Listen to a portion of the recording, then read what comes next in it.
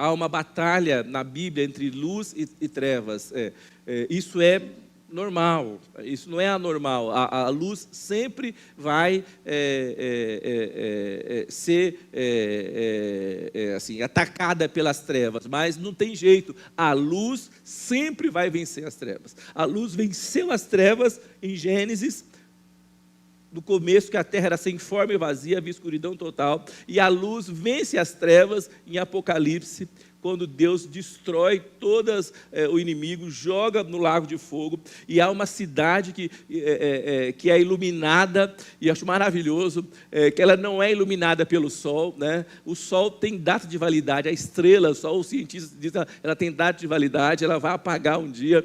É engraçado, nós estamos vendo hoje brilho de estrelas que já morreram, né? Então, é o poder da luz, né? A estrela já morreu, emitiu a luz, e a luz está chegando aqui ainda.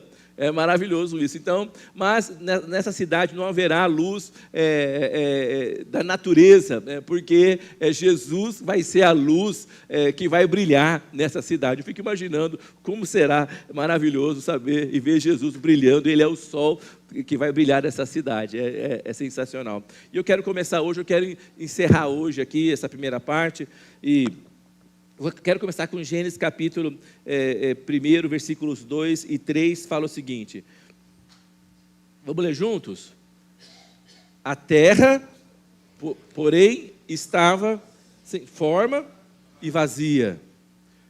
Havia trevas sobre a face do abismo, e o Espírito de Deus pairava sobre as águas. Disse Deus: haja luz, e houve luz. Amém? É interessante isso, porque a palavra hebraica para trevas fala assim, que não era só uma escuridão, uma escuridãozinha, né? Não era só uma penumbra, fala que eram trevas e densas trevas. Treva que você não vê nada. Hoje na cidade a gente não consegue ver isso, porque tem luz em todo lugar, nunca tem, assim, eu não consigo dormir se não está escuro, né? Então, eu preciso que tenha trevas, né? Que tenha escuridão. Mas tem que estar escuro, né? Escuro, né? E eu acostumei com isso, me levantar de madrugada, 3 horas da manhã, não podia acordar a Débora. Às vezes ela acordava até antes de mim, fazia um café e tal, mas eu não gostava que ela fazia isso, porque já era penoso para um acordar às 3, para 2 acordar já era pior, né? Então eu sempre tinha uma lanterna do lado da cabeceira. Até hoje eu tenho essa lanterna, não sei porquê, porque eu não acordo mais 3 horas da manhã, né? Eu sempre tive uma lanterna. Então, quando eu acordava 3h15, mais ou menos, eu desligava logo o alarme rapidamente, e pegava a lanterna, ligava a lanterna e ia iluminando o chão, então até ia ao banheiro e tal. Estava no banheiro, fechava a porta, aí acendia a luz. Por quê? Porque era incrível. Toda a treva que tinha, toda a escuridão, no mesmo momento que você acende uma faísca de luz, a treva tem que desaparecer. Fala comigo, não interessa quão densa é a treva. Não interessa quão grande são as trevas. As trevas jamais vencerão a luz. Para a glória a Deus. Para a glória a Deus. Eu vou falar para você, o crente mais novo, o crente menor, como dizia lá na minha terra, o crente mais pequeno, né? O crente menor, mais jovem, ele tem toda a luz de Deus para destruir qualquer trevas. Não é sobre quanto tempo você está no Evangelho, não é sobre quanto tempo você está servindo a Deus, é sobre a luz que está dentro de você. Bem, e a Bíblia fala e Deus espera que essa luz vá brilhar cada vez mais, e eu creio que nós vamos viver um dia que a igreja vai brilhar dessa terra de maneira sobrenatural, e as trevas vão ter que se esconder, vão ter que fugir. É engraçado que fala que a terra era sem forma e vazia, a escuridão cobria a face do abismo. Eu não consigo imaginar como é que era essa terra, como era isso como havia essa escuridão, alguns teólogos dizem que entre Gênesis capítulo 1, versículo 1 e versículo 2, tem aí talvez bilhões de anos, contando o tempo segundo os nossos dias. Eu fico pensando, pode ser que tenha sim, porque eu não acho que Deus ia criar o caos, ia criar uma terra complicada. Onde é que estava esse lugar, né? Alguns dizem que quando o diabo se rebelou lá no céu, e ele foi precipitado, então ele veio trazendo caos, e ele foi misturando as suas trevas e contaminando tudo a criação. E em Gênesis, Deus começa recriando isso.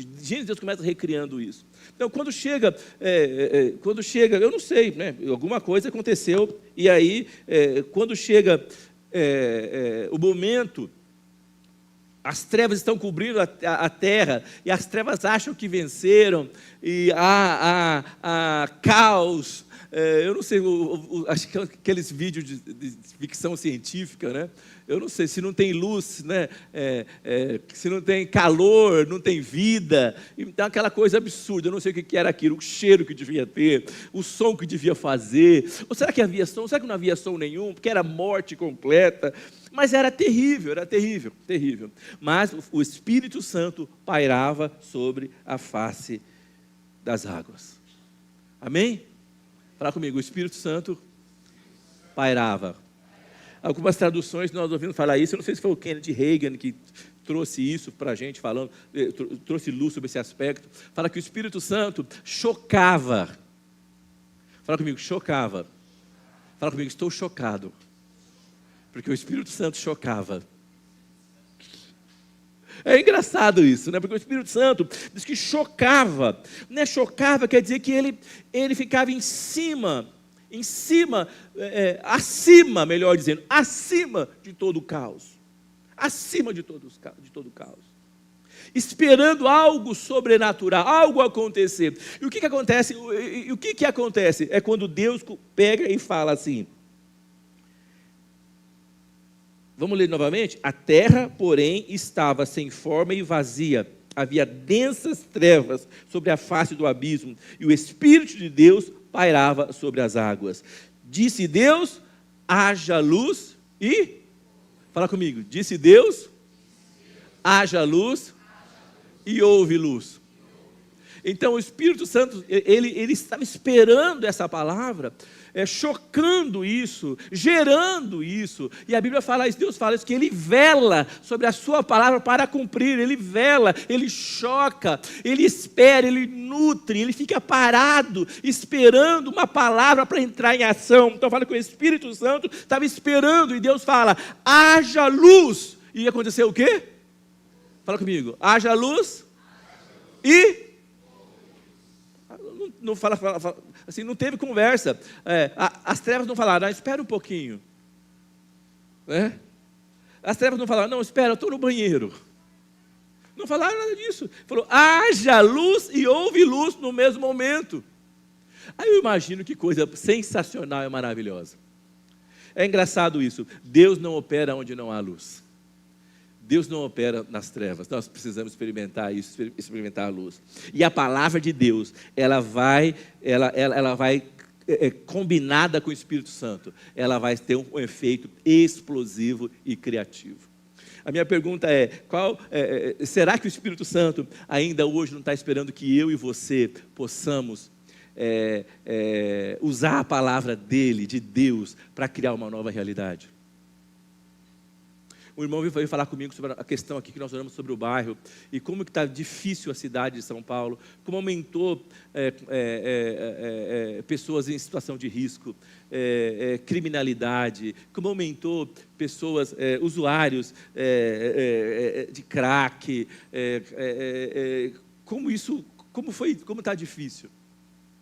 A gente para aqui na porta durante a semana, as pessoas não vêm entrando aqui, as pessoas vêm pedir tudo, né, irmão Álvaro? Tudo. Às vezes não é porque elas estão necessitadas, porque elas querem trocar por alguma coisa. E aí a gente recebe as cestas básicas, quando as pessoas vêm entrando na cesta básica, alguém vem, o rapaz está entrando com o carrinho, as pessoas vêm atrás pedindo as coisas. Não é porque elas têm necessidades, muitas vezes, porque elas querem trocar por coisas, né?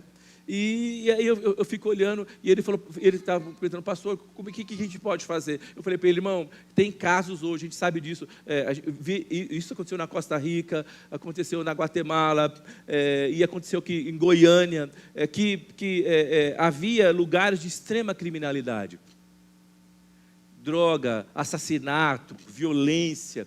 E a igreja começou a sair das quatro paredes para ir orar naquele lugar, nas praças onde havia usuários, onde havia crimes. A igreja chegava lá e orava.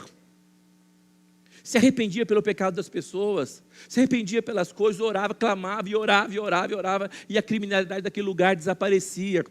Um promotor de Goiânia chegou a convidar as igrejas, quando ele sabia que tinha lugar em Goiânia, que tinha criminalidade, chamava as igrejas, olha, será que vocês não podem orar naquela região? A igreja ia e orava naquela região, e os índices de criminalidade diminuíam.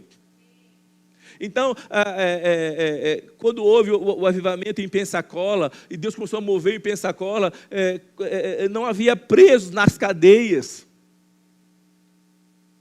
Às vezes a gente quer depender de pessoas, depender de recursos. Eu acho maravilhoso. Fala comigo, amo recursos, amo programas sociais, amo pessoas, mas somente vence as trevas a luz de Deus. Então o irmão Álvaro falou, o que a gente pode fazer? Eu falei, irmão, talvez em algum momento nós vamos ter que sair daqui de dentro, ir para os lugares aqui na rua, nos arrependermos pelos pecados das pessoas, chorarmos pelos pecados das pessoas, chorarmos pelas coisas, ou pela nossa omissão, ou por qualquer coisa, e vamos começar a orar, e a luz de Deus virá para aquele lugar. E onde há luz, as trevas não permanecem. Amém? Então fala comigo, haja luz, e houve luz. É interessante que nós vemos também essas densas trevas em Êxodo capítulo 10, no versículo 21, quando Deus manda sobre o Egito a praga, aquela nona praga, e a gente vê que foram tantas trevas, vamos ler juntos? Fala o seguinte, o Senhor disse a Moisés, estenda a mão em direção ao céu, e a terra do Egito ficará coberta de escuridão tão densa, né, que poderá ser apalpada. Fala comigo, escuridão tão densa que poderá ser apalpada. Fala comigo, socorro. Não é? Eu não sei você, quem já passou por situação que você falou, meu Deus do céu, parecia que estava de carne e osso lá na minha frente. Levanta a mão. Fala comigo, tão densa que poderia ser apalpada. Tem uma história que aconteceu lá em casa, a gente era adolescente, eu já contei aqui uma vez, não dá para contar agora, que demora muito, né? Que a gente estava achando que tinha um fantasma dentro de casa, não era, Lúcia? Mas não tinha nada de fantasma, mas assim, como o diabo trabalha no medo, né? Do medo. Nós éramos todos adolescentes, é uma situação maravilhosa para contar, para você ver que coisa impressionante. Mas as trevas às vezes são tão densas que podem ser apalpadas. Aí em versículo 22 fala o seguinte, Moisés estendeu a mão em direção ao céu, e uma escuridão profunda cobriu toda a terra do Egito por 3 dias. Nesse período, as pessoas não conseguiam ver umas às outras, e ninguém saía do lugar. Quem já esteve paralisado pela escuridão? Não é? Medo. Eu já falei, quando eu casei com a Débora, eu falei, glória a Deus, não vou ter medo mais de dormir sozinho. Já tinha 30 anos, né, Débora? Estou brincando, né? Quando eu era pequeno, eu tinha medo de dormir sozinho, e a minha mãe botava um colchãozinho, eu dormia do lado da cama dela. A Lúcia era mais corajosa de casa. A minha irmã Marina, se eu estava dormindo, eu tinha medo, o outro tinha mais medo ainda, né? Aí quando a gente casou, eu falei, vamos comprar uma cama king size, bem grande. Mas por que a cama tão grande assim? Não, eu não sei quantos filhos nós vamos ter, mas todo mundo que quiser dormir na cama vai dormir, porque criança não pode ter medo, né? Depois eu sei que as meninas nunca dormiram com a gente na cama, está errado isso, né? O casal perde a intimidade e tudo, mas eu falei assim, mas eu nunca tive problema se uma criança tinha medo de dormir, porque eu tinha muito medo de dormir. E é interessante isso, fala comigo, o medo sempre atrai mais medo. Sim ou não? O medo sempre atrai mais medo. O medo é um sentimento que você tem, que serve também para trazer segurança para a gente e limite.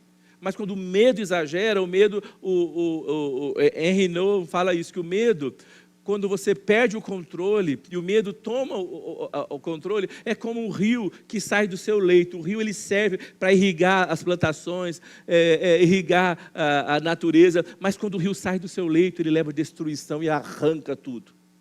O medo, quando ele não está debaixo de controle, ele arranca tudo, ele destrói, a ponto de você não querer sair de casa, depois não querer sair da cama, ao ponto de você às vezes não querer nem viver.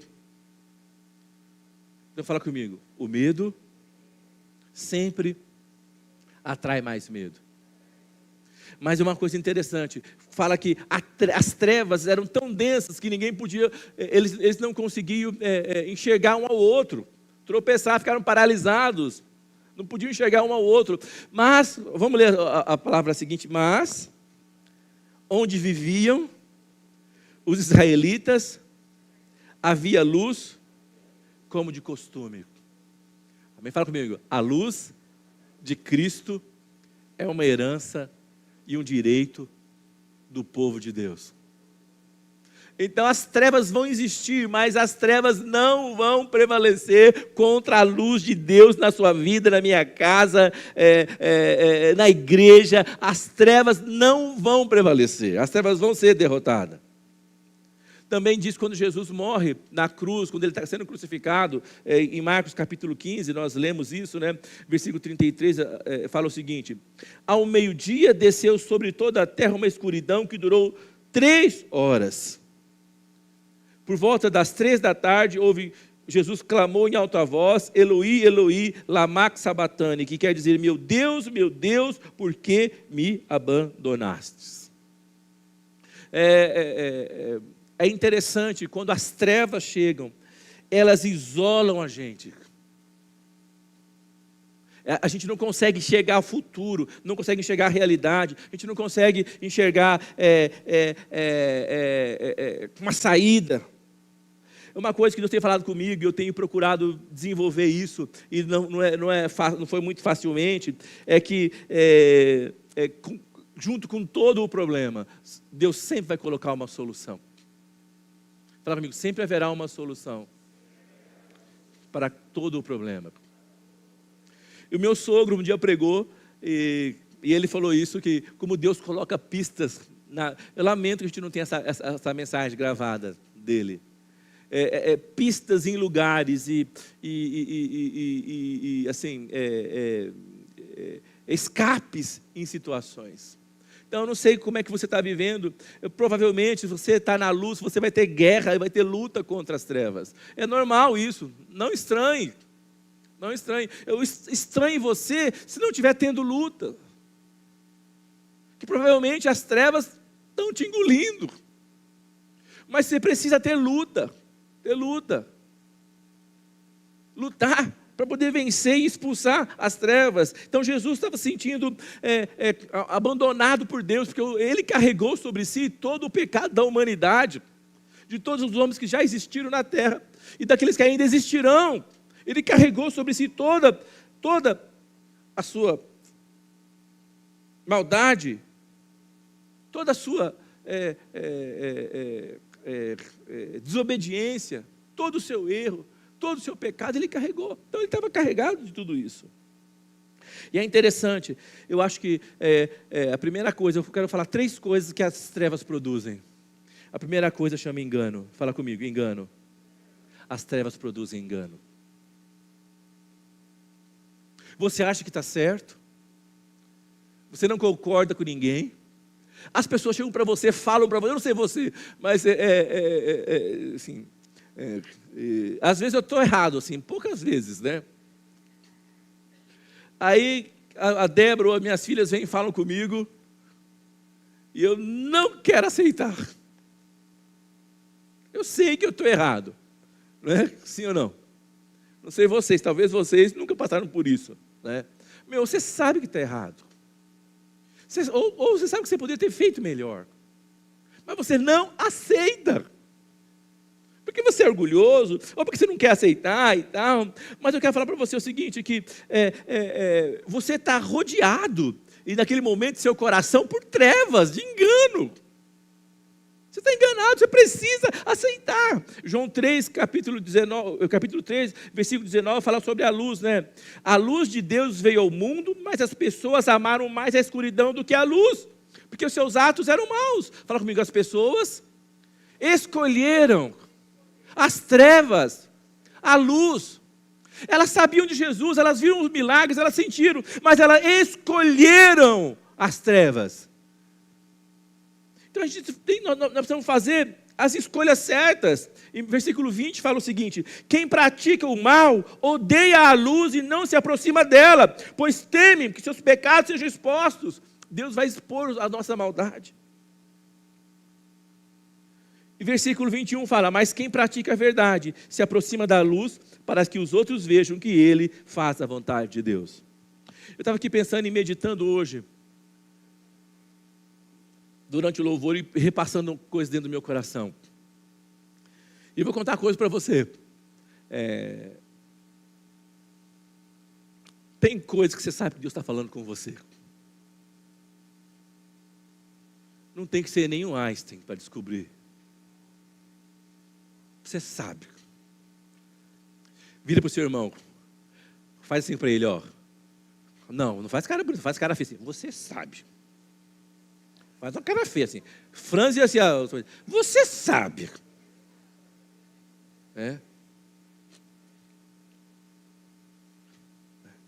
Você, Rodrigo, fizeram cara feia para você ou não? Não fizeram, eu vou fazer para você então. Você sabe. É difícil eu fazer cara feia. Não é nem botox, é que eu sou bonito mesmo. Você sabe, eu sei. Fala para mim, Senhor, tem misericórdia, eu sei. Eu sei, cara. Mas você precisa, saia do engano, opte pela luz.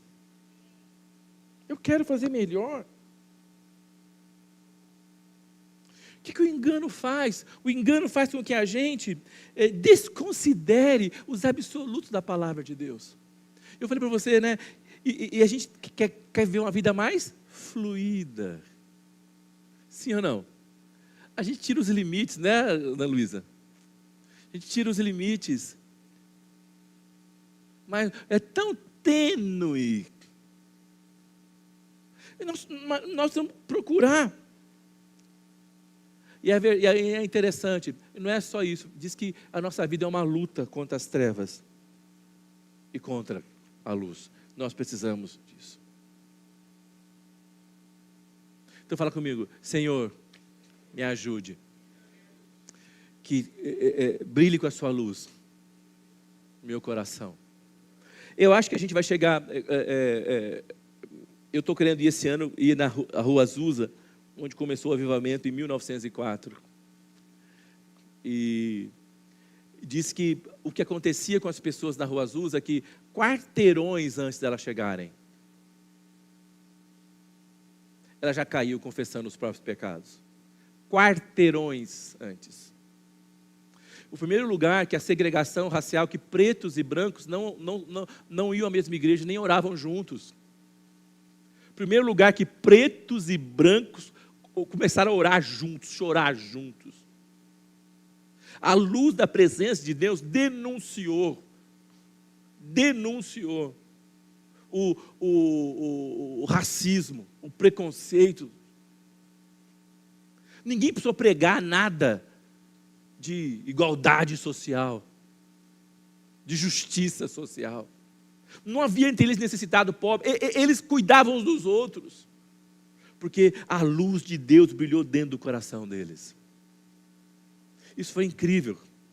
E o próprio irmão, eu já tinha lido isso antes num livro de história, o Seymour, que era o negro, que era cego, tinha um olho só, ele frequentou um seminário, não tinha seminário para preto naquela época, do lado de fora, sentado numa carteira do lado de fora, porque os brancos, né, era o que mandava. Perguntou os anos de seminário lá. Nunca pôde entrar na sala para estudar. Bom, eu acho que nem diploma ele ganhou, porque ele não podia nem entrar na sala. Mas Deus escolheu um homem como esse. E colocou ele à frente de um movimento que mudou a história do planeta Terra. Porque a luz de Deus... Ele também não ficou com raiva de ninguém. É engraçado isso, né? Os brancos e os negros se uniram. Quarteirões antes. Eu falei para a Annalise, se você for lá comigo, se prepara que você vai passar vergonha. Que eu vou orar, que eu vou chorar, vira as costas, né? Faz de conta que eu não te conheço. Mas nós precisamos voltar novamente para esse lugar em que a luz de Deus tem acesso ao nosso coração e ela vai expulsar todas as trevas do nosso coração. Eu não sei você, mas pastor, eu sou uma pessoa boa. Eu não estou falando sobre ser bom ou ser ruim, estou falando sobre ser luz e sobre trevas. Quem sabe ser bom aqui, levanta a mão. Se você sabe ser bom, também você sabe ser?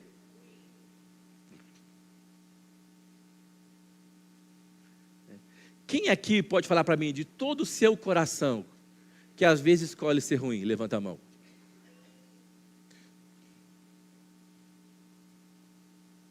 Toda vez que eu escolho ser ruim, eu estou caminhando para o lado das trevas. Amém? Fala comigo, as trevas produzem engano. As trevas também produzem medo. Eu já falei para vocês que eu era pequeno, morria de medo, né? Depois a gente se converte e Deus trabalha isso no nosso coração, e o medo é rompido, né, pela luz, né, da presença de Deus. Eu acho que... põe Isaías 9:22 para mim, por favor.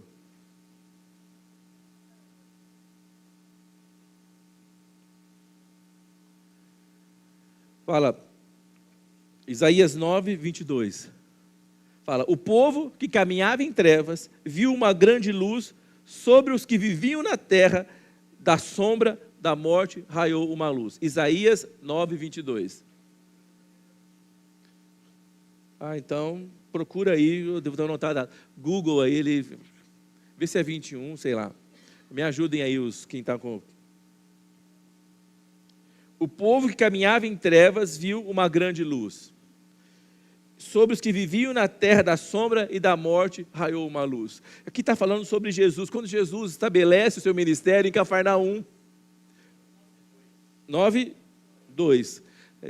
A pastora tirou um 0 e eu coloquei um 2. Mas o meu foi erro de digitação. Não é sim ou não, irmão? Posso ouvir um amém? Então, fala comigo. O povo que anda na escuridão ou nas trevas viu uma grande luz. Então, sobre aqueles que viviam nas trevas viu uma grande luz. Era a cidade de Cafarnaum. Jesus estabeleceu o seu ministério em Cafarnaum. Fala o seguinte, que a base do ministério foi lá. Mas, então fala que o povo que vivia nas trevas, a cidade estava nas trevas. Mas quando Jesus estabelece o ministério lá, a cidade foi transformada. Fala comigo, não havia mais doentes, porque ele estava lá. Amém? Fala, não havia mais medo, porque ele estava lá. Não havia mais desespero, porque ele estava lá. Então, a luz, ela quebra o medo. Mas quando ele fala cidade, né, a cidade, Cafarnaum, não fala sobre os prédios, fala sobre pessoas. Cidade é composta de pessoas. Nós precisamos de luz em São Paulo. Nós precisamos de luz, mas a luz, as trevas que estão tomando conta da cidade vão ser derrubadas pela luz. Amém? Fala comigo. As trevas produzem medo. Nós não precisamos temer. Em 1 João 4,18 fala o seguinte: o medo produz tormento. Fala comigo, o medo produz tormento. Fala que no amor não existe medo no amor, porque o perfeito amor lança fora todo medo. Amém? Se você e eu estamos com medo, é porque nós não ainda descobrimos o poder do amor de Deus. Quando a gente fala de tormento quer dizer ausência de paz, né? Então, se a gente vive longe de Deus, você não vai ter paz. Quanto mais longe de Deus, menos paz. Quanto mais longe de Deus, mais tormento. Salmo 18, versículo 28 fala o seguinte: porque fazes resplandecer a minha lâmpada, o Senhor meu Deus derrama a luz nas minhas trevas. Amém? Fala comigo, o Senhor meu Deus derrama a luz nas minhas trevas. A gente estava comentando em casa, não sei, Débora, com o que a gente estava comentando esses dias sobre a moeda que eu falei, sobre a dracma perdida? Ana Lígia falando, acho que a Ana Lígia falou, não sei, alguém. Fomos na célula, falando sobre isso, e sobre a dracma que foi perdida. Quando a mulher perde a moeda, ela perde a identidade, perde um valor. A primeira coisa que ela faz é o seguinte, o quê? Abrir a janela, acende a lamparina, deixa a luz entrar. Nós, quando éramos pequenos, tinha uma canção que a gente cantava: deixa a luz do céu entrar, deixa a luz do céu entrar, né? Abre bem as portas do seu coração e deixa a luz do céu entrar. Amém? Fala comigo. Só você pode abrir o coração para que a luz do céu possa entrar. Amém? Fala comigo, nós precisamos abrir o coração para que Deus derrame luz sobre as nossas trevas. Então, já falei que as trevas produzem engano, as trevas produzem medo, e eu quero falar, as trevas produzem isolamento. É interessante isso, as trevas produzem isolamento. 1 João 2:11. Fala comigo, 1 João, capítulo 2, versículo 11. Vamos ler junto? Fala, aquele, porém, que odeia seu irmão, está nas trevas, e anda nas trevas, e não sabe para onde vai, porque as trevas lhe cegaram os olhos. Então, você vai falar assim, pastor, mas odeio é muito forte. Não é? Eu não odeio, eu também não odeio ninguém. Mas às vezes eu não gosto muito. Me magoou e tal. Me magoou e eu não quero ser machucado de novo e tal. Sabe? Fala comigo, a Bíblia está falando de irmão com irmão. Estou falando, às vezes, relacionamentos que não são de irmãos, que você tem que fugir deles, sim ou não? Não é? Tem que fugir deles. Fugir. Mas a Bíblia fala, irmão, essa palavra é para crente, fala comigo. Essa palavra é para crente. Fala, misericórdia. Fala, mas aquele que odeia seu irmão ainda está na escuridão e anda na escuridão, não sabe para onde vai, pois a escuridão cegou. Gente, quando isso acontece com a gente, quando você permite que uma ofensa, alguém te ofendeu, alguém te magoou, você alimenta aquilo, você nutre aquilo e deixa aquilo produzir raiz em você. Aquilo te machuca e você risca a pessoa. É engraçado isso. É uma coisa, eu não sei, que às vezes a gente desenvolve alguns mecanismos de autodefesa. A Débora fala para mim o seguinte: você precisa... vocês não têm ideia. Nós estamos aqui na igreja há quantos anos, né, Débora? Muitos anos, né? Eu estou com 60 anos de idade. Eu fui ungido pastor com 21 anos. Fala comigo, pastor... Quanta rasteira você já tomou? Muitas. Né? Quantas punhaladas nas costas você já tomou? Muitas. Né? Sim ou não? É rasteira, é rabo de arraia, é 2 pés no pé, tudo isso. Mas, se eu deixar que isso me pare, que me paralise, eu não estaria aqui hoje. Eu tenho que fazer uma escolha para perdoar. Tem que fazer uma escolha para avançar. Ele fala que quem não perdoa, ele está rodeado pela escuridão, e está na escuridão, anda na escuridão, não sabe para onde vai. Fala comigo, Senhor, lance luz sobre as minhas trevas. Será que você tem alguém que tem que perdoar? A Débora tem problema às vezes comigo, porque quando ela sabe que eu fico magoado com alguma coisa, ela fala, por favor, olha aí seu coração. Porque eu desenvolvi uma ferramenta ao longo da vida. Eu riscava as pessoas. Eu não perdoava, mas eu matava por dentro. Eu encontrava com ela, conversava com ela. Eu falei, não perdoava, né? Eu perdoava. Ok, glória a Deus. Mas eu matava também. Perdoava, seguia. Ela falou, você não pode matar. Você perdoou, mas tem que estar aberto a relacionar. Não é? Sim ou não? E hoje ela fala comigo, olha, não vai matar. Né? Não é? Odiar é matar. E eu deixava isso. E é interessante isso. A gente precisa, às vezes, que as pessoas perguntem as coisas para a gente. E toda vez que eu respondia para ela, não tem nada, né, Débora? Quer dizer o quê? Já tinha enterrado, já tinha feito o velório, já tinha matado já. Mas quando a pessoa pergunta para mim, quando ela pergunta, eu falo, não, Débora, não tem nada a ver isso. Estou aberto. Né?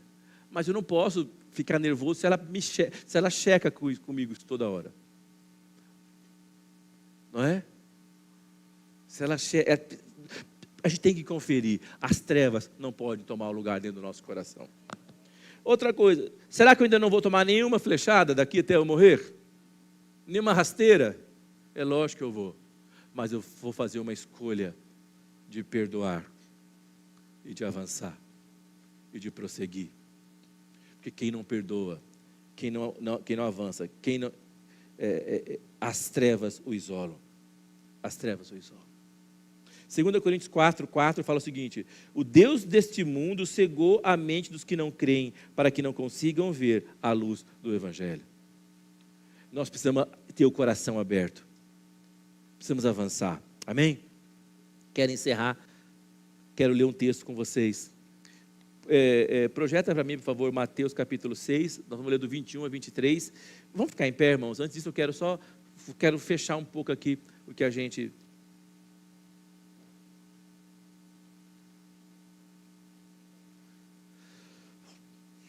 Fala comigo, o que a gente pode deduzir disso aqui?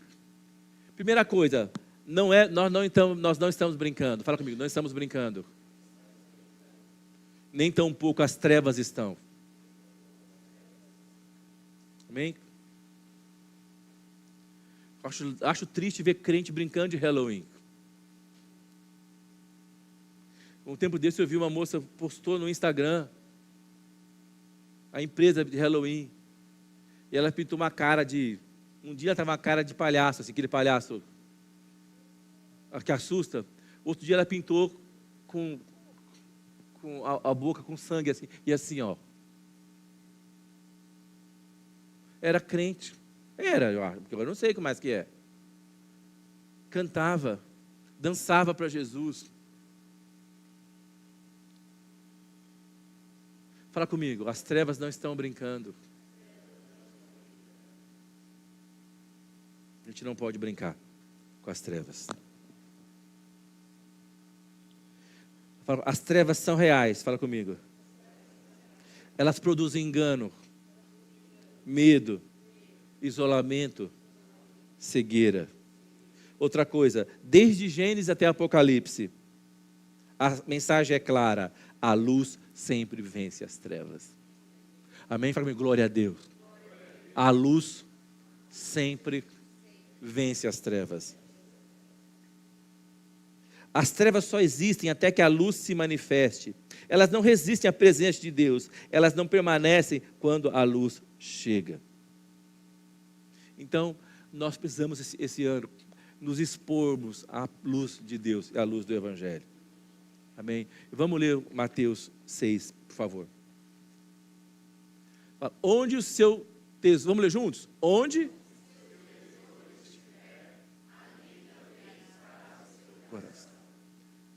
seus olhos...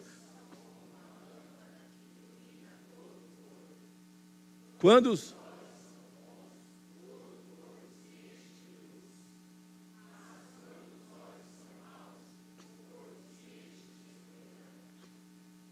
E se a luz...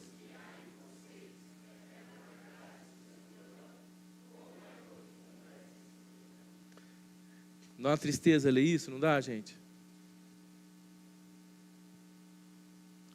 Começa assim: onde está o seu tesouro, aí está o seu coração. Quando a luz dentro do nosso coração for trevas, como vai ser densa as trevas? Quer dizer assim, para nós que já enxergamos a luz, se nós optarmos pelas trevas, as trevas serão muito mais densas. Mas não é interessante? Põe para mim de novo, por favor, o versículo 22.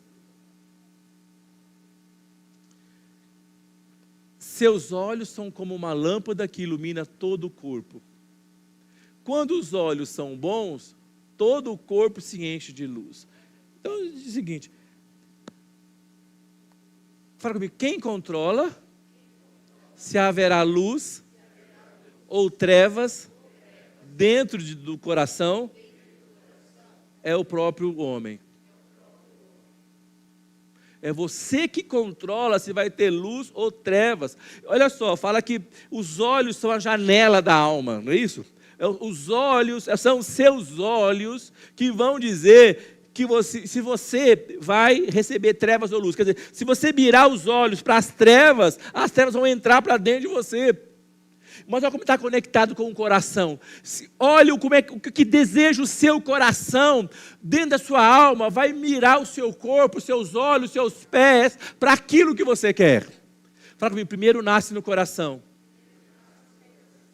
Depois os olhos miram. Depois os pés te levam até lá. Então nós precisamos examinar o nosso coração. Buscar que Deus enche o nosso coração. Gente, por favor, vamos olhar, vamos colocar diante de Deus o nosso coração. E vamos pedir que os nossos olhos sejam... olhar para aquilo que tem que ser de Deus. Amém? Sim ou não? Fala para o seu irmão, por favor. Olhe a palavra de Deus. Você sabe, se uma coisa é ruim, foge daquilo. Amém? Sim ou não? Você vê que a situação está ruim. Você que é homem, está aí, chega lá, a mulher está lá, sei lá, seja mulher, seja o que for, que você está de olho. Tira o olho de lá, rapaz. Sim ou não? Quem está me entendendo, gente? Um filme de terror. Você vai assistir filme de terror? O terror vai estar dentro do seu coração. Sim ou não? Hein? Seu ouvido? Que música você está ouvindo?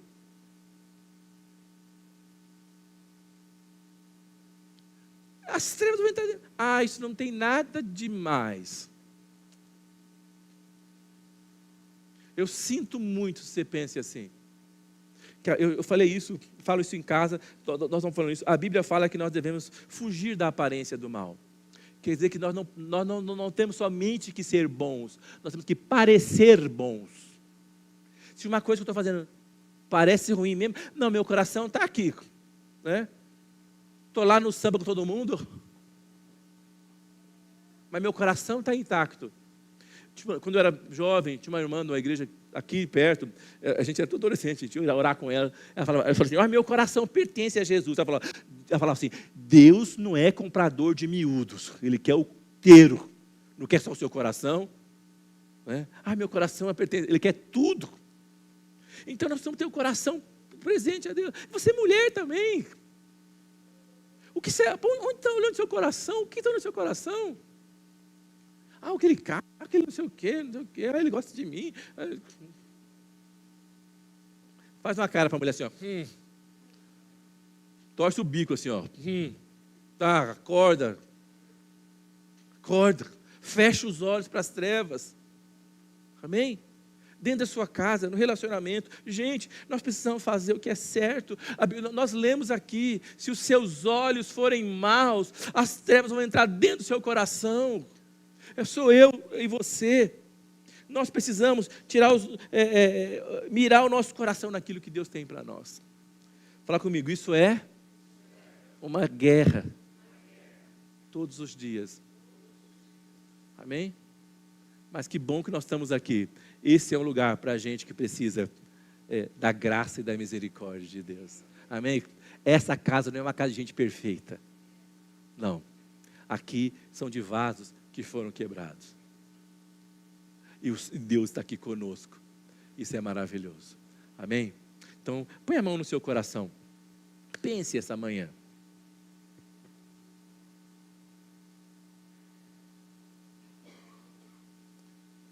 Oh Deus, ajuda-nos, Senhor, nessa manhã.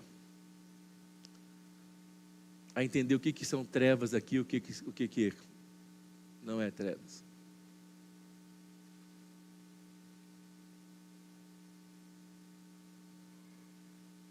Ajuda-nos, Senhor. Que nossos olhos estejam voltados para Ti sempre. Obrigado por essa manhã. Obrigado pela Sua presença, Seu favor e a Sua graça sobre nós. Amém? Glória a Deus. Amém. Glória a Deus. Fala comigo, Senhor, abençoa-nos muito. Alargue as fronteiras do nosso território. Estenda sobre nós sua mão. Livra-nos de todo mal. Senhor, nos abençoe e nos guarde. Levante sobre nós o seu rosto. Faça resplandecer sobre nós a luz da sua face.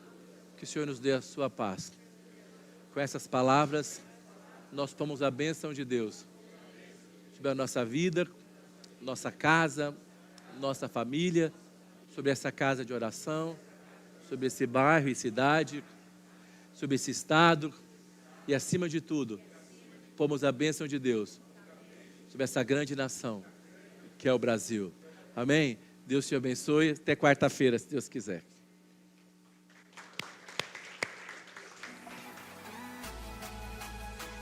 Olá, fique atento aos avisos da nossa comunidade. Todas as quartas-feiras, nos reunimos para um tempo especial de oração, das 20 às 21 horas. Separe esse dia e esteja conosco. Líderes, nossa reunião será no próximo sábado, dia 28, às 19 horas, presencialmente aqui na igreja. Não se esqueça. Domingo que vem será o nosso culto de celebração com a Santa Ceia. Você que pode, participe conosco presencialmente. Também é o dia em que você pode contribuir com as ofertas missionárias que abençoam tantos projetos no Brasil e em outros países. Aos domingos, às 8 horas da manhã, continuamos com a nossa sala de oração. Venha participar conosco! Homens, nossa primeira reunião do ano de 2026 será no dia 13 de março, sexta-feira, às 20 horas. Reserve essa data. E no dia 21 de março, reunião de líderes, às 19 horas. 2025, nós somos muito abençoados com a leitura bíblica. Esse ano continuamos com o desafio. Estamos lendo Salmos, Provérbios e o Novo Testamento. Venha participar conosco dessa nova jornada. Fique atento às nossas mídias sociais para estar por dentro de toda a nossa programação. Inscreva-se, curta, comente e compartilhe.